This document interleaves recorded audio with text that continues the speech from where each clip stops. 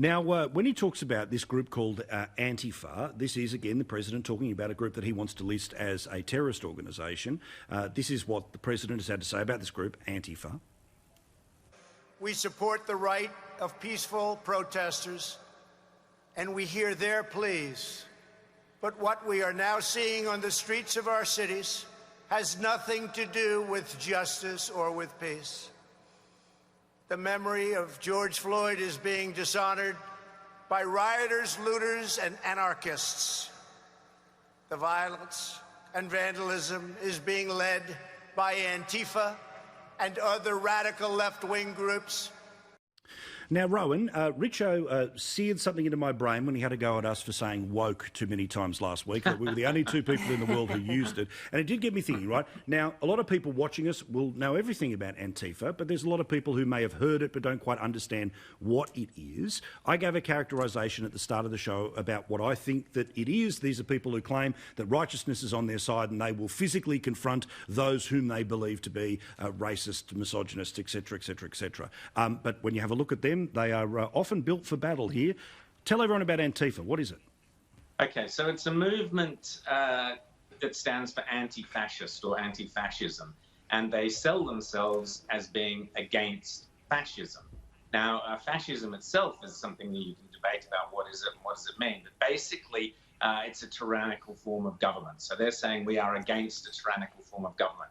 Unfortunately, this is one of the most Orwellian organisations out there, in the same way that George Orwell's Ministry for Peace was in fact the Ministry for War, and in the same way that Orwell's Ministry for Truth was in fact a propaganda lying machine. Anti-fascists are themselves the most fascist organisation around on the planet today.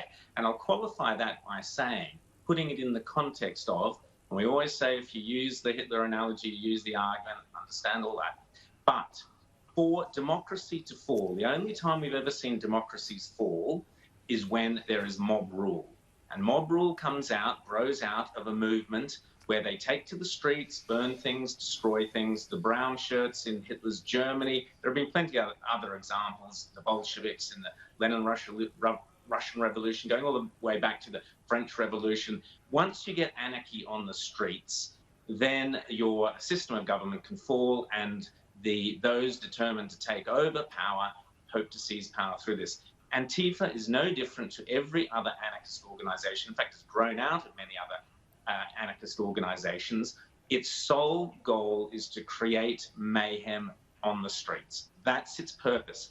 But it sells itself as fighting fascism. Now, unfortunately, and just look at those pictures, you can see how ludicrous it is. You mentioned earlier Andy No, friend of Outsiders, he's often on there. He was mobbed by Antifa, beaten up. Andrew Bolt has been beaten up by Antifa. These people are thugs purely and simply. They use violence. They hide their face behind masks. They are terrorists. They terrorize in order to bring down the establishment as they see it. But the problem here, Paul, is that we have now had a decade or two, and the interesting thing is, just quickly, all of these riots are taking place in Democrat-controlled areas, left-wing cities. So they claim to be fighting, Antifa claim to be fighting on behalf of the black community, but they're not. That's not the case at all. Places like Minnesota have a black mayor, a black governor, black police chief. They had a black president for two terms. What is it that they're fighting for? They're actually terrorizing the black community and making them feel they're oppressed. We know the death of George Floyd was horrific. That's a whole separate argument. It's disgusting, and the guy's been charged with murder. Hopefully he will go down for murder. But what is happening here, we are seeing mob riots, the mobs being fueled on the streets, because this is the tragedy. They think they are fighting some form of fascism. So they've been taught through the media, through the academic, through the universities, through the schools, and through Democrat politics.